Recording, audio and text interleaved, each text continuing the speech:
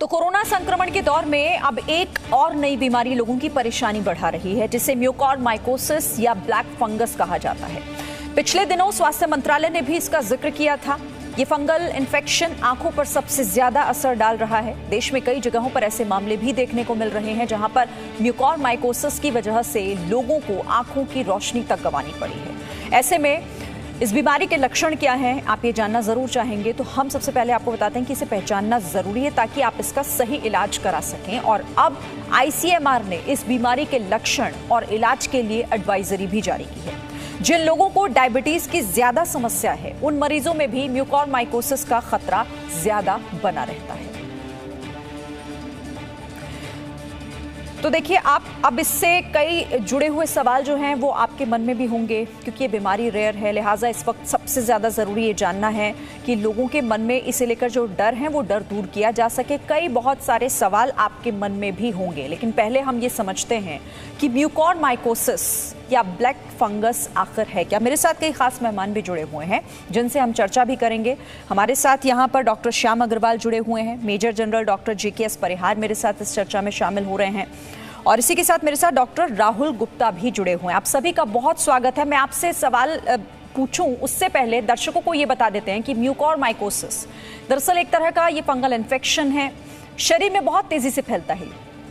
Black fungus भी कहा जाता है इसे। दिमाग और फेफड़े या फिर इसका असर स्किन पर भी हो सकता है। आंखों की रोशनी तक जा सकती है, जबड़े और नाक की हड्डी गल जाती है। कंट्रोल ना हो तो मौत भी होने का डर है। मरीजों के बचने की संभावना इसमें सिर्फ 50% है। कमजोर इम्यूनिटी वाले इस इन्फेक्शन का शिकार ज्यादा होते हैं। कोरोना से रिकवरी के बाद इन्फेक्शन हो रहा है और अब ऐसे केसेस देश के कई हिस्सों से भी सामने आ रहे हैं। तो ऐसे में इसे समझना, इससे बचाव, इसके लक्षण और इसका इलाज क्या है, ये सब जानना आपके लिए जरूरी है। और इसीलिए मेरे साथ यहाँ एक्सपर्ट्स हैं, डॉक्टर का एक पूरा पैनल हमारे साथ जुड़ा हुआ है। शुरुआत हम कर लेते हैं यहाँ पर डॉक्टर श्याम अग्रवाल। कैसे समझाएंगे, मैंने इसके लक्षण तो बता दिए, लेकिन आप इसे कैसे आसान शब्दों में समझाएंगे कि आखिर ये है क्या, क्योंकि कोरोना का डर तो अभी हावी है, ऊपर से अब ये भी परेशानी लोगों के जहन में। हाँ जी शरीन, तो देखिए, मैं आपसे चाहता हूं कि म्यूकॉरमाइकोसिस कोई नई बीमारी नहीं है और मैं एक कैंसर स्पेशलिस्ट हूं और पिछले 25 वर्षों से हम म्यूकॉरमाइकोसिस को देख रहे हैं, ट्रीट कर रहे हैं। तो इसका रीजन क्यों है कि क्यों ऑन्कोलॉजिस्ट या कैंसर स्पेशलिस्ट को खेल रहे हैं? क्योंकि हम मरीजों को कैंसर कीमोथेरेपी देते हैं जिससे कि पेशेंट्स का इम्यून सिस्टम बहुत ज़्यादा सप्रेस हो जाता है और वही कोरोना के इलाज में इस वक्त हो रहा है, क्योंकि स्टेरॉइड्स हमें देने पड़ते हैं उनकी लंग्स को बचाने के लिए, नंबर 1। दूसरी दवा है टोसिलिजुमैब, तीसरी दवा है टोलिजुमैब। ये तीनों दवाइयाँ बहुत प्रोफाउंड, बहुत ज़बरदस्त इम्यून सिस्टम को सप्रेस करती हैं। म्यूकॉरमाइकोसिस की जहाँ तक बात है, वो एक फंगल इन्फेक्शन है। उसके स्पोर्स होते हैं, उसके हाइफी होते हैं जो कि हवा में तैर रहे हैं, खास तौर पे उन जगहों पे जहाँ पे कि कंस्ट्रक्शन वर्क चल रहा है। ये सॉइल में होते हैं, तो हम बोलते हैं फंगल स्पोर्स जो हैं, दे आर यूबिक्विटस। यूबिक्विटस का मतलब है कि वो हर जगह पे है और अटैक वो उस इंसान को करते हैं जिसको कि एक बहुत ज्यादा इम्यूनोसप्रेशन हो रहा है, डायबिटिक्स हैं, कीमोथेरेपी के मरीज हैं, स्टीरॉइड्स पे हैं। तो ये जो फंगस है, ये नाक के जरिए इंसान के शरीर में घुसती है और वो साइनसिस में शुरू में घर करती है। साइनसिस में घर करने से पेशेंट को जुकाम जैसा लगना, नेजल डिस्चार्ज होना, नेजल ब्लॉकेज होना, और जैसे जैसे ये बनाती जाती है तो ये आंख की तरफ जाती है।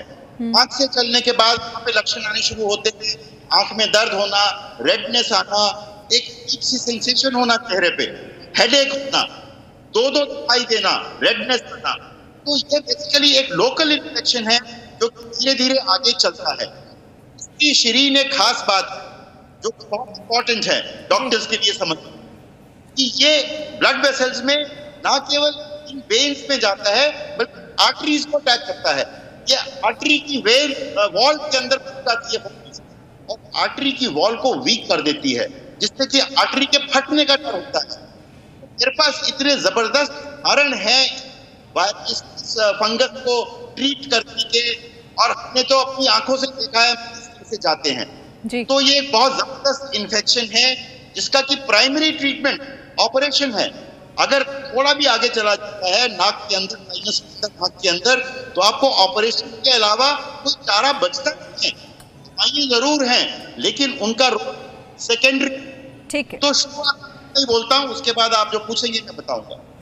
ठीक है डॉक्टर श्याम। और डॉक्टर परिहार, जिस तरह से डॉक्टर श्याम इस बात का जिक्र कर रहे थे कि ये बीमारी नई नहीं है लेकिन ये कितनी गंभीर है इस पर हम चर्चा कर रहे थे, क्योंकि दृष्टिहीन तक हो जाता है अगर किसी को ये फंगस हो जाए, ये ब्लैक फंगस जिसे हम कह रहे हैं। क्यों होता है ऐसा? आंखों पर इतना इसका असर क्यों? और दृष्टिहीन हो जाना अपने आप में ये डराने वाली है। लेकिन मैं साफ कर दूं, यहाँ पर हम डराना नहीं चाहते, हमारा मकसद है लोगों की जानकारी में इजाफा करना।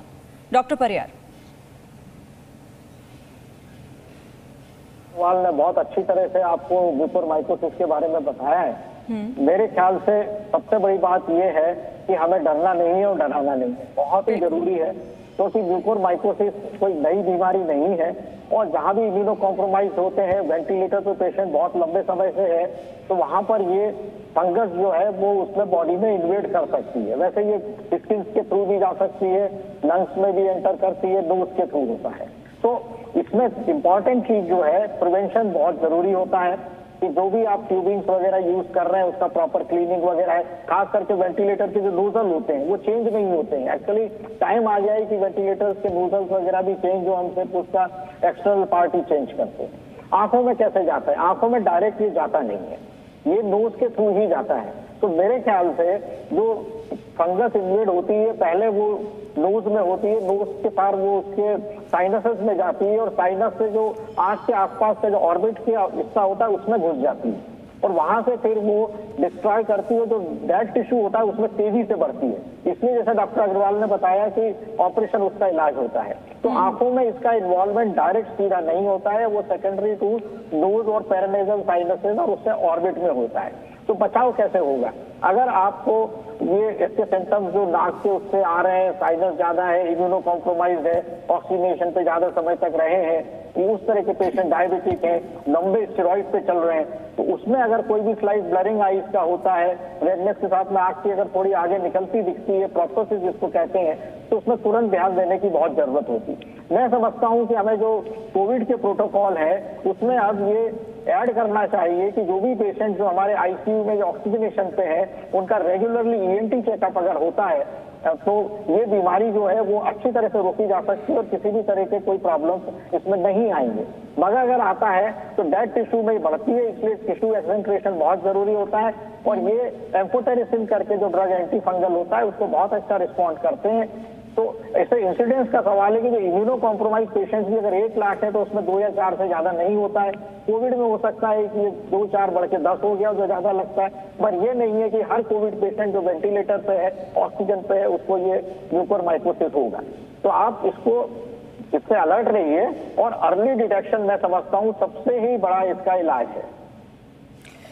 अर्ली डिटेक्शन यानी कि वक्त रहते अगर पता चल जाए तो बेहतर होगा। डॉक्टर राहुल गुप्ता, माइक, क्योंकि जिस तरीके से हम इस ब्लैक फंगस की बात कर रहे हैं और इसकी गंभीरता के बारे में आपसे पहले 2 डॉक्टर चर्चा कर चुके हैं, डॉक्टर श्याम और डॉक्टर परिहार, मैं आपसे ये समझना चाहूंगी कि इसे कैसे पहचानें। जैसे अभी बात हम कर रहे थे कि वक्त रहते इसकी पहचान होना बहुत जरूरी है, तो पहचाना कैसे जा सकता है इसे? जी, म्यूकोरमाइकोसिस एक तरह का फफूंदी या फंगस है जो कि इम्यूनो कॉम्प्रोमाइज में ज्यादा होता है। क्योंकि कोविड के ट्रीटमेंट में हम स्टेरॉइड्स और टॉसिलुसिमैब जैसी दवाइयों का इस्तेमाल करते हैं जिससे हमारी इम्यूनिटी गिर जाती है। तो म्यूकोरमाइकोसिस जो कि नॉर्मली हवा में हमारे शरीर में नाक में होता है वो पैथोजेनिक हो जाता है जिससे कि उससे इन्फेक्शन बढ़ सकता है। वो हमारे नाक के अंदर जो एयर साइनसेस होते हैं उसको इन्फेक्ट करता है। वहां की बोन्स बहुत पतली होती हैं, उनको तोड़ के ये आंखों के अंदर भी घुस जाता है और ब्रेन के अंदर भी घुस जाता है। तो सबसे इंपॉर्टेंट जो है वो है पैरानेजल साइनसेस, हमारे ऑर्बिट और हमारे ब्रेन की स्कैनिंग होना।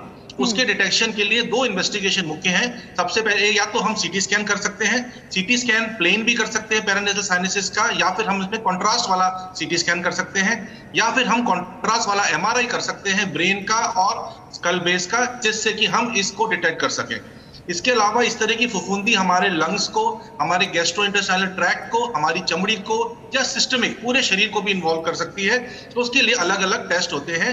कोई ऐसा ब्लड टेस्ट नहीं है जिससे कि इसको डिटेक्ट किया जाए। इसके लिए मेन इन्वेस्टिगेशन सीटी स्कैन और एमआरआई है, और उसके बाद कंफर्म करने के लिए बायोप्सी ली जाती है, जो कि एक ईएनटी सर्जन नाक के द्वारा दूरबीन से इसकी बायोप्सी लेता है, जिससे कंफर्म होता है लेबोरेटरी के अंदर कि वो म्यूकोरमाइकोसिस है, और उसी के बाद इसका ट्रीटमेंट स्टार्ट होता है।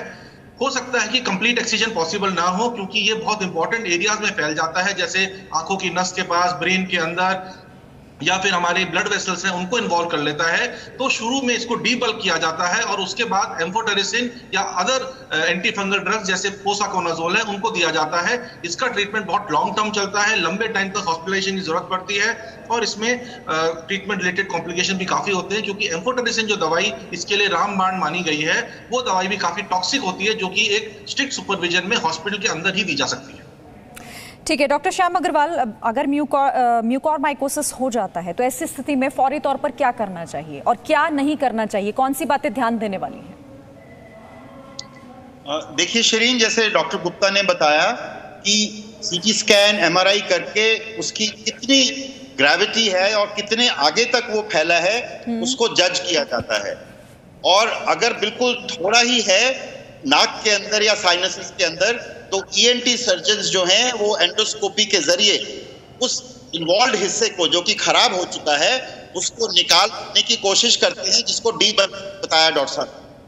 तो लेकिन यह है कि एक बार डीबल्क हो गया और वो निकल गया, तो उसके बाद भी उसके अंश हैं फंगस वो रहते हैं, और ये एम्फोटेरिसिन नामक दवाई जो सबसे ज्यादा प्रचलित है उसको इस्तेमाल किया जाता है।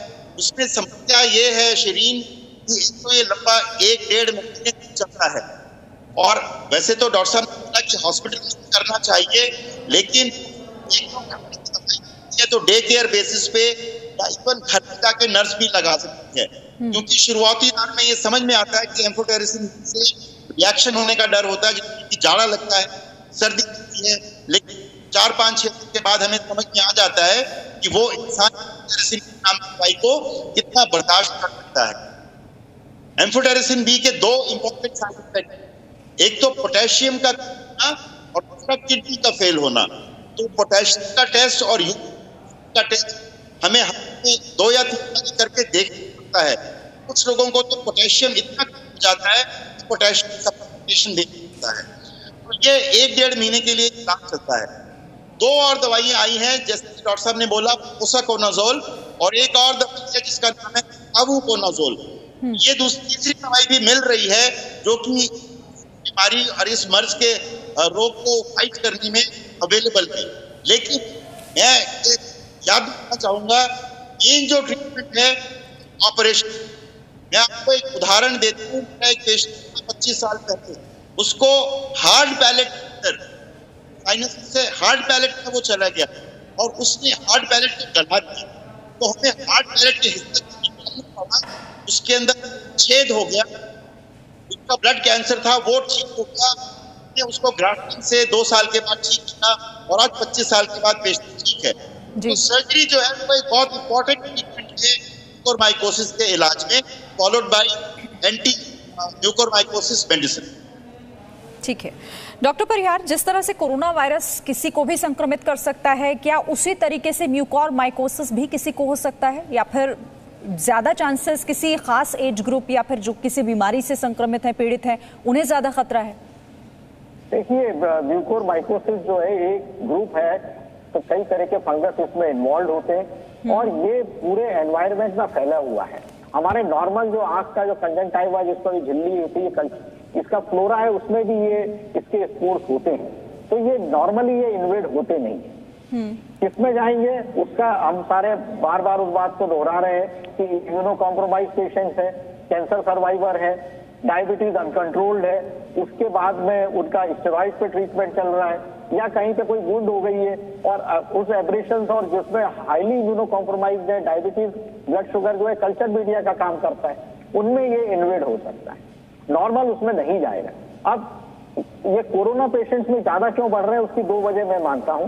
पहला ये कि वो ऑलरेडी इम्यूनो कॉम्प्रोमाइज जो कोरोना पेशेंट है उसमें होता है। आप आश्चर्य करेंगे कि भारतवर्ष में नॉर्मल सर्कमस्टांसेस में भी म्यूकोरमाइकोसिस का जो इंसिडेंस है, वर्ल्ड इंसिडेंस है 70 गुना ज्यादा है, मगर वो इतना कम है कि जो हर एक किसी में जाता नहीं है। वो 1 लाख में 2 या 3 पेशेंट के बराबर होता है, जो कोरोना वाले में 10 हो सकता है। तो आप ये मत मानिए कि हर कोरोना पेशेंट्स को जो है म्यूकोरमाइकोसिस का प्रॉब्लम हुआ है, मगर क्योंकि ये रॉ सरफेस से जा सकता है तो हमें जो है हाइजीन पे बहुत ध्यान देना चाहिए।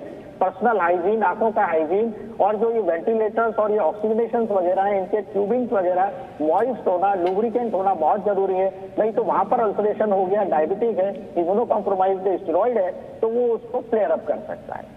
मेरे ख्याल से कोविड प्रोटोकॉल में अब हमें ईएनटी और ऑप्थेमोलॉजिस्ट को एंगेज करना बहुत जरूरी है हमारे सर्कमस्टांसेस में।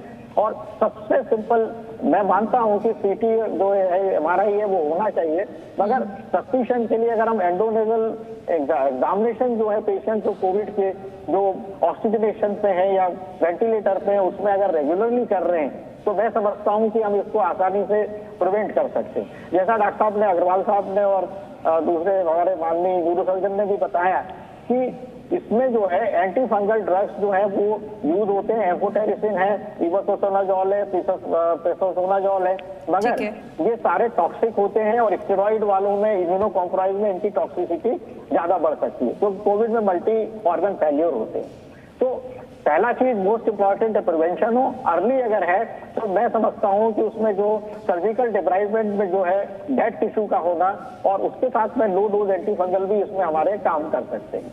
तो simple ENT examination, eye examination regularly corona patient जो हॉस्पिटलाइज हैं उसमें ये आसानी से हम इसको रोक सकते हैं। और होगा भी तो इतना ज्यादा कि वो ब्रेन यानी खतरा बड़ा है, गंभीर है, लेकिन सही समय पर सही जानकारी के साथ और सही इलाज के साथ अगर कोशिश की जाए तो इसे ठीक भी किया जा सकता है। डॉक्टर श्याम अग्रवाल, म्यूकोरमाइकोसिस को बहुत सारे इससे जुड़े हुए सवाल आप लगातार उनके जवाब दे रहे हैं, लेकिन एक शब्द जो हम सुन रहे हैं इम्यूनिटी संक्रमण काल में हमने सबसे ज्यादा सुना, और ब्लैक फंगस से भी इसको जोड़कर देखा जा रहा है। कहा जा रहा है कि जिनकी इम्यूनिटी कमजोर है उसे ये बीमारी होने का खतरा ज्यादा है। जी शिरीन, देखो वो डॉक्टर ने पहले भी बताया, लेकिन मैं आपको एक नेक्स्ट स्टेप पे ले जाता हूं, जो कि यूरोपियन गाइडलाइंस कुछ आई हैं जिसमें कि हमने एक दवा का जिक्र किया था जिसका नाम है पोसोकोनाजोल। तो ये एक सिरप फॉर्म में आता है और इसको यूरोप वाले लोग कहते हैं कि आप इसको प्रिवेंशन की तरह इस्तेमाल कर सकते हैं उन मरीजों में जिनकी शुगर अनकंट्रोल्ड है, जिनका व्हाइट ब्लड सेल कम है, जिनका ज्यादा है, जिनको है। हम रोज चेक कर रहे हैं अपने पेशेंट्स में, जो फंगस है आयरन के ऊपर थ्राइव करती है, और उन मरीजों में जिनको की सीटी स्कोर ज्यादा है और जो वेंटिलेशन में है। तो ये एक सिंपल सिरप है पोसोकोनाजोल का, जो हम प्रिवेंशन के तौर पे इस्तेमाल कर सकते हैं 200 मिलीग्राम दिन में 3 बार। और ये भी कहते हैं वो कि जो हाई रिस्क इंडिविजुअल्स हैं इनको हर हफ्ते नेजल एंडोस्कोपी अगर करके देखें तो हम इस बीमारी को, जो कि ब्लैक फंगस है, इसको जल्दी पकड़ सकते हैं। तो ना केवल हमें प्रिकॉशन लेनी है बल्कि एज ए प्रिवेंशन के तौर पे अगर हम सब डॉक्टर ये समझते हैं, क्योंकि यूरोप में ये चीज एप्लीकेबल है, तो इंडिया में क्यों नहीं होना चाहिए। तो मैं आपकी चैनल को, डॉक्टर्स को, आईएमए को, डीएमओ को और दूसरे लोगों को आह्वान करूंगा कि आप इसकी एक पॉलिसी बनाएं, क्योंकि जो कोरोना बीमारी है वो जल्दी जाने वाली नहीं है। थोड़े थोड़े केसेस तो आते ही रहेंगे और उसके साथ जुड़े हुए इम्यूनोसप्रेशन है, डायबिटिक्स है, तो ये प्रॉब्लम होती है। तो मेरा ख्याल से प्रिवेंशन बेटर देन क्योर। दूसरी बात जो एक मैं देख रहा था कि कहते हैं कि कंट्रास्ट एमआरआई है कंपेयर टू सीटी स्कैन, तो डॉक्टर्स को ये गाइडलाइन निश्चित करनी चाहिए, एमआरआई जो कंट्रास्ट वाली है इसको ज्यादा ध्यान दें as compared to CT scan. तो ये डिटेल की बातें हैं जिससे कि हम बीमारी को रोक सके, जल्दी पकड़ सके और इसका इलाज करके इसको स्वस्थ कर सके। ठीक है डॉक्टर राहुल गुप्ता, आप थोड़ी देर पहले इससे जुड़े हुए कुछ टेस्ट के बारे में बता रहे थे, मैं चाहूंगी एक बार फिर से उनके बारे में आप बताइएगा, कौन से टेस्ट, और क्या ये किसी गाइडेंस में ही, यानी कि किसी से कंसल्ट करके किसी डॉक्टर से उसके बाद ही कराए जाने चाहिए? देखिए, मैं थोड़ा सा डॉक्टर अग्रवाल और डॉक्टर परिहार के ओपिनियन से डिफर करूंगा। डॉक्टर परिहार ने बहुत ज्यादा स्पेसिफाई किया कि ऑप्थेल्मल एग्जामिनेशन और ENT examination regularly corona patients में होना चाहिए। मेरे हिसाब से वो होना चाहिए, पर वो प्रैक्टिकल नहीं है। कोरोना वार्ड में डेली जाके ईएनटी सर्जन या ऑप्थेल्मोलॉजिस्ट नहीं देख सकते। ऑप्थेल्मोलॉजिस्ट जो है जब तक वो डिटेक्ट करेंगे आई साइंस से, तब तक वो बहुत लेट हो चुका होगा। इसलिए अर्ली डिटेक्शन के लिए मेरे हिसाब से सीटी स्कैन सबसे इजी और easily available investigation. CT scan में अगर आपको नेजल साइनेसिस के अंदर म्यूकोजा का इन्फ्लेमेशन मिलता है तो उस केस में आप आगे further test nasal endoscopy ophthal examination को प्रमोट कर सकते हैं। जब भी पेशेंट कोरोना का होता है उसका 2 या 3 बार सीटी चेस्ट जरूर होता है अगर उसको मॉडरेट से सीवियर डिजीज है। जितनी बार वो सीटी स्कैन चेस्ट के लिए जाए, उसी समय अगर उसके पैरानेजल साइनेसिस यानी कि फेस का सीटी स्कैन हो जाए तो उससे हमारे को एक अर्ली साइन मिलता है कि उसको कोई फंगल इन्फेक्शन तो नहीं है। क्योंकि ईएनटी सर्जन जो एंडोस्कोपी करते हैं वो एंडोस्कोपी जब तक वो डीप साइनेसिस में जाके नहीं देखेंगे तब तक म्यूकोरमाइकोसिस का पता नहीं चलेगा। और डीप साइनेसिस में जाने के लिए हो सकता है पेशेंट को सेडेट या एनेस्थेटाइज करना पड़े। तो वो चीज सिर्फ एक ओपीडी बेस्ड या एक आईसीयू में बेड साइड इन्वेस्टिगेशन जो है पॉसिबल नहीं हो पाता। मैं डॉक्टर अग्रवाल से बिल्कुल एग्री करता हूं कि एक कॉन्ट्रास्ट एनहांस एमआरआई जो है वो सीटी स्कैन से ज्यादा सुपीरियर है। पर एमआरआई की मशीन की अपनी लिमिटेशन है, उसमें टाइम लगता है, कम से कम 15 से 20 मिनट लगते हैं एक एमआरआई होने में। एमआरआई रूम की क्लीनिंग कोविड पेशेंट्स के लिए होना ज्यादा मुश्किल काम है as compared to CT scan room. तो सीटी स्कैन करने में जिसमें कि मुश्किल से 30 से 40 सेकंड लगते हैं will be a more easy and first investigation that can be done to detect paranasal sinusitis infection with any kind of fungus. तो मैं ये रिकमेंड करूंगा कि सीटी स्कैन को प्रेफरेंस दी जाए और अगर सीटी स्कैन में कोई फाइंडिंग आते हैं तो हमें तुरंत अलर्ट होके MRI, nasal endoscopy, ophthal examination तीनों के बारे में सोचना चाहिए ताकि हम जल्द से जल्द ट्रीटमेंट स्टार्ट कर सकें। और ट्रीटमेंट अर्ली स्टार्ट करने का बहुत फायदा है क्योंकि एक बार इसने विजन को इन्वॉल्व कर लिया या ये ब्रेन के अंदर फैल जाता है तो उसके बाद मॉर्टेलिटी और मॉर्बिडिटी बहुत हाई है और क्योर के चांसेस काफी कम हो जाते हैं। यानी आप ये कह रहे हैं इसमें देरी बिल्कुल नहीं होनी चाहिए और जो भी इमीडिएट ऑप्शन हो, और वो ऑप्शन क्या हो सकता है? सीटी स्कैन, जो कि बहुत जल्दी होना चाहिए, फिर उसके बाद इसका इलाज जल्दी से शुरू होना चाहिए। ठीक है डॉक्टर परिहार, बच्चों को लेकर भी बहुत डर है लोगों के मन में, तो क्या ये बच्चों को भी प्रभावित कर सकता है, उनको भी संक्रमित कर सकता है म्यूकोरमाइकोसिस? देखिए, म्यूकोरमाइकोसिस का एज से मैं नहीं जोड़ूंगा। ये इम्यूनो कॉम्प्रोमाइज्ड स्टेट जो है वो सबसे इसमें इंपॉर्टेंट चीज होती है। जैसा डॉक्टर अग्रवाल साहब बात कर रहे थे यूरोप के बारे में, और हम यूरोप से थोड़े म्यूकोरमाइकोसिस के लिए ज्यादा वल्नरेबल है क्योंकि भारत में डायबिटीज जो है वो बहुत ज्यादा है। उसके अलावा हमारा ट्रॉपिकल कंट्रीज में टेम्परेचर भी बहुत ज्यादा रहता है। तीसरा फैक्टर आता है कि जो सब्जियां वगैरह है, बच्चों में ये आएगा तभी जब बच्चा इम्यूनो कॉम्प्रोमाइज हो। अर्ली डायबिटिक टाइप के जो होते हैं उसमें डेफिनेटली ज्यादा है। अगर उनको कोविड हुआ तब उसमें ये पॉसिबिलिटीज आती है। आपने मुझे मौका दिया, मैं एक चीज और इसमें ऐड ऑन करना चाहूंगा। प्रिवेंटिव पार्ट में हम जैसा मुझे बताया डॉक्टर राहुल ने, डेफिनेटली सीटी एमआर जो है बहुत अच्छे हैं, मगर मैं जो ये कह रहा था कि कोविड जो रिकवर्ड पेशेंट्स हैं उनमें भी म्यूकोरमाइकोसिस जो है वो पाया जा रहा है और उनके सिम्टम्स जो आ रहे हैं उसमें स्लाइट ब्लरिंग ऑफ विजन और आंखों का डबल होना, वो दिखना, वो भी इसमें आ रहा है। तीसरा, सारे बड़े हॉस्पिटल्स में ऑप्थेल्मिक रेजिडेंट्स भी कोविड ड्यूटी कर रहे हैं, तो हमारे पास में वो अवेलेबल होते हैं। और सबसे बड़ी चीज है कि एनवायरमेंट को हम अवेयरनेस दे रहे हैं कि आप इसको मिस नहीं करिए। तीसरी बात जो मैं बताऊंगा कि भारत में क्यों ज्यादा हो रहा है, खाद वगैरह होता है, जमीन में जो काम कर रहे हैं, खेल रहे हैं, उसमें से भी ये जाता है। सब्जियां, अगर आपने फ्रिज में सब्जियां लंबे समय तक रखी है और उसमें कालापन आ रहा है, आप उसको यूज मत करिए क्योंकि ये उससे भी जा सकता है। तो इस तरह से बच्चों में कि उसको कोविड, वैसे ही बच्चों में कोविड कम हो रहा है, और अगर हो भी रहा है तो वो डायबिटिक है, हाई स्टेरॉइड पे चले हैं और उनको डायबिटीज है, कोई ऐसी प्रॉब्लम्स है, तो उसमें म्यूकोरमाइकोसिस ज्यादा देखने में आ सकती है। नहीं तो ये मैं समझता हूँ कि ये ऐसा कोई बहुत ज्यादा फर्क बच्चों में इसमें नहीं आएगा। ठीक है डॉक्टर परिहार, जिस तरह से डायबिटीज़ का जिक्र कर रहे थे डॉक्टर अग्रवाल, आपसे मैं इसका जवाब लेना चाहूँगी क्योंकि यही बहुत एक्सपर्ट्स के जरिए माध्यम से सुना जा रहा है, क्या डायबिटीज़ जिसे है उससे खतरा ज्यादा है?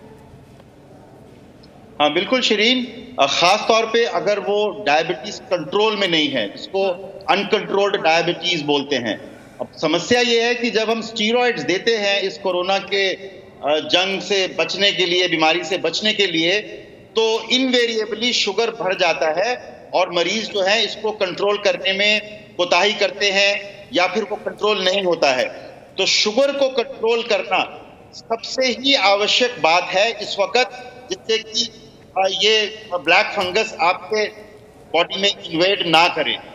और दूसरा ये है कि मैं एक सिंपल एडवाइस देता हूँ, ये ना जाता है, और जैसे मैंने पहले ही बोला कि ये जो स्पोर्स हैं फंगस के, ये हवा में हैं, खासतौर पे पॉल्यूटेड हवा में, गंदी हवा में। तो आपको स्टीम का सेवन, जो सिंपल चीज, सो 3 से 4 बार दिन में करें, जो कोरोना के मरीज या जो रिकवर कर रहे हैं, जिससे कि आपके साइनसेस, आपके नेजल पैसेज क्लीन रहे। तो आई थिंक ये 2 चीजें, शुगर को कंट्रोल करना और स्टीम का लगातार सेवन करना, जब तक कि कोरोना आपके शरीर से निकल नहीं गया है, आई थिंक बहुत ज्यादा लाभदायक हो सकता है कोरोना की प्रिवेंशन में। अच्छा, जिस तरह से जिक्र हम इसको लेकर भी कर रहे हैं कि कोरोना संक्रमण के बाद हम देख रहे हैं कई केसेस, डॉक्टर परिहार आप भी बता रहे थे कि बहुत सारे केसेस जो हैं वो जब कोरोना संक्रमित जो लोग हैं वो ठीक हो रहे हैं, वो नेगेटिव आ रहे हैं, उसके बाद भी ये हो रहा है। तो इसकी क्या वजह समझ आ रही है डॉक्टर परिहार? फिर मैं डॉक्टर राहुल गुप्ता के पास जाऊंगी। शिरीन, मैं बोलूं? जी सर। हाँ शिरीन, देखिए, मैं अपने ENT एक्सपर्ट से पिछले 3-4 दिनों से बात कर रहा हूं। तो गंगाराम हॉस्पिटल के अंदर पिछले 7 दिनों में लगभग 25 मरीजों के ऑपरेशन हो गए हैं, नंबर 1। और आप जानते हैं कि आजकल लॉकडाउन लगा हुआ है, लेकिन मेरे डिपार्टमेंट में ENT डॉक्टर्स के पास ऐसे मरीजों की संख्या प्रतिदिन बढ़ती जा रही है, क्योंकि स्टीरॉइड्स हैं वो ना केवल आने पड़ती हैं, बल्कि दूसरी समस्याओं को, CRP लेवल को, इंटरल्यूकिन 6 लेवल को कंट्रोल करने के लिए, और खासतौर पर मरीजों को सांस की समस्या चल रही है, तो स्टीरॉइड्स थोड़ा लंबे समय के लिए देना पड़ रहा है, जिसकी वजह से ये ब्लैक फंगस बॉडी में इन्वेड कर रहा है और इन मरीजों की संख्या बढ़ती जा रही है। अगर मेरे अस्पताल में 50 मरीज हैं OPD और इंडोर मिला के, आप समझ सकती हैं कि मैक्स में, फोर्टिस में, अपोलो में और दूसरे शहरों में कितने मरीज बढ़ेंगे, क्योंकि कोरोना ने लाखों लोगों को संक्रमित कर दिया है। तो ये एक बहुत बड़ी समस्या है जो कि हमारे को फेस करनी पड़ रही है, और मेरे को ये लग रहा है कि ये समस्या और बढ़े। ठीक है डॉक्टर राहुल गुप्ता, स्टेरॉइड्स इसकी बड़ी वजह है क्या, या इसकी वजह से भी ये हो सकता है? देखिए, ऐसा है कि स्टेरॉइड्स को पिछले साल इंग्लैंड ने बोला था कि कोरोना के ट्रीटमेंट के लिए जो डेफिनेटिव ट्रीटमेंट है वो सिर्फ 2 दवाइयां हैं, एक स्टेरॉइड्स और दूसरा ब्लड थिनर्स, क्योंकि उस टाइम पे थ्रोम्बोसिस बड़ा कॉमन था।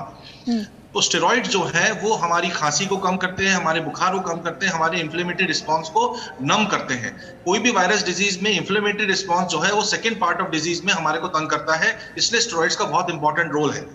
जब से मीडिया ने बताया स्टेरॉइड्स का बहुत इंपॉर्टेंट रोल है, व्हाट्सएप यूनिवर्सिटी ने बताया कि स्टेरॉइड्स का बहुत ज्यादा रोल है, तो बहुत सारे डॉक्टर्स ने इसको फर्स्ट वीक से, यानी कि बीमारी शुरू होने से ही उन्होंने एक स्टैंडर्ड प्रिस्क्रिप्शन बना दिया जिसमें कि स्टेरॉइड लिखा। बहुत सारे डॉक्टर्स को ये आइडिया नहीं है कि स्टेरॉइड की कितनी डोज देनी होती है, तो उन्होंने बड़ी हाई डोज दी, तो उससे जो है हमारी बॉडी की इम्यूनिटी एकदम गिर गई। उसने हमें कोरोना से तो बचा लिया, लेकिन जो सेकेंडरी इन्फेक्शंस है उसके लिए हमारे को प्रोन कर दिया। तो स्टेरॉइड जो है वो वैसे ही बहुत ही ज्यादा अब्यूज ड्रग है, जो कि पहले भी हमने देखा कि जो झोला छाप डॉक्टर्स हैं वो किसी भी मरीज को ठीक करने के लिए गांव में, छोटे शहरों में स्टेरॉइड जरूर देते हैं, ताकि मरीज को एक false sense of well being आए, यानी यूफोरिक वाली सिचुएशन आए। पर उससे ये नहीं पता चलता कि लॉन्ग टर्म में इम्यूनिटी आपकी कितनी खराब होती है, आपकी बोन्स भी डैमेज हो जाती है और सारा शरीर नुकसान में जाता है। कुछ एक बीमारियां ऐसी हैं जिसमें स्टेरॉइड बहुत ज्यादा दी जाती हैं, जैसे कि ट्रांसप्लांट के बाद, जैसे कि रिमोटॉइड आर्थराइटिस से रिलेटेड डिजीजेस में, उनमें भी ये जो इम्यूनो कॉम्प्रोमाइज स्टेट है और ये सेकेंडरी इन्फेक्शन का बहुत रोल है, बहुत ज्यादा चांसेस हो जाते हैं। जैसा कि डॉक्टर अग्रवाल ने बताया कि ऑन्कोलॉजी पेशेंट्स में तो इस तरह इम्यूनो कॉम्प्रोमाइज स्टेट, चाहे वो स्टेरॉइड्स की वजह से हो, चाहे डायबिटीज अनकंट्रोल की वजह से हो, चाहे किसी कैंसर या कोई और बीमारी की वजह से हो, हर एक जगह जो है तो हमारी इम्यूनिटी को लो करती है। और हमारे फंगस जो है वो इस बात का फायदा उठाते हैं, जो फंगस हवा में या हमारी नाक में ऑलरेडी है वो वहां पर वो कन्वर्ट हो जाते हैं पैथोजन में, वो ग्रो करते हैं और वो डिस्ट्रक्ट करते हैं बाकी सारे टिश्यू को। तो इसलिए स्टेरॉइड को यूज करना फायदेमंद है, पर it has to be used very casual, cautiously, not casually.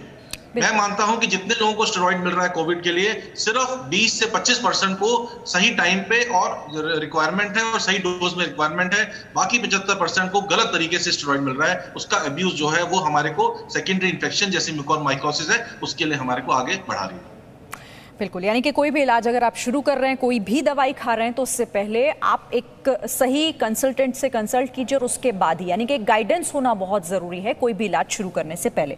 बहुत शुक्रिया आप सभी का हमारे साथ जुड़ने के लिए, doctor Shyam Agrawal, doctor JKS Parihar और डॉक्टर राहुल गुप्ता, हमारे दर्शकों के जवाब देने के लिए बहुत बहुत धन्यवाद। Presenting B News app available on Google Play and App Store. Download it now.